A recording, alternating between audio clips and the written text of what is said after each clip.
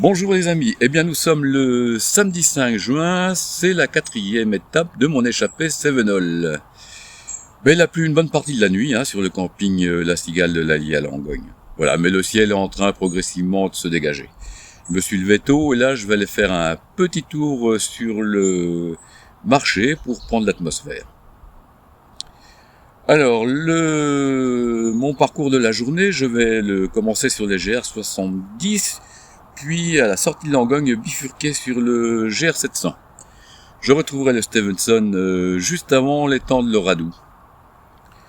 Alors, à l'étang de l'Oradou, ce samedi, y a pas mal de monde, des pêcheurs, un concours de pêche peut-être.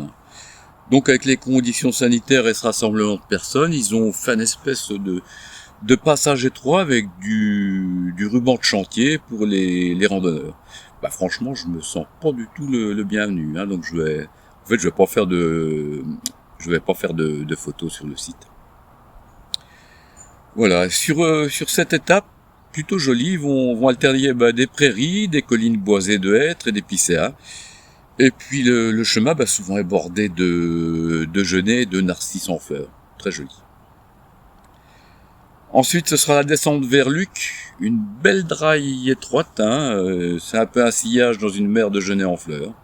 Et c'est là que je vais faire la rencontre du premier randonneur avec un âne. Lui, il est lyonnais et l'âne, c'est Trusquin. Alors, je vais les retrouver tous les soirs sur les 5 étapes suivantes avec le breton et un nouveau d'Occitanie qui fait suivre son sac à dos à l'étape du soir par la malle postale. Voilà, donc une petite parenthèse, pour ceux qui ont des problèmes de dos ou qui veulent randonner léger, c'est une bonne alternative. Donc nous sommes maintenant avec Trusquin, compris 5 pour les soirées. Bon, par contre, on n'a pas encore rencontré Antoinette. Alors, je vais m'arrêter au château de Luc, bien sûr, qui mérite une visite avant de découvrir en contrebas le village. Alors, en début d'après-midi, je monte ma tente, donc à Luc, au bord de l'Allier, sur l'aire naturelle de camping, près de l'enclos, où Trusquin sera mon voisin nocturne.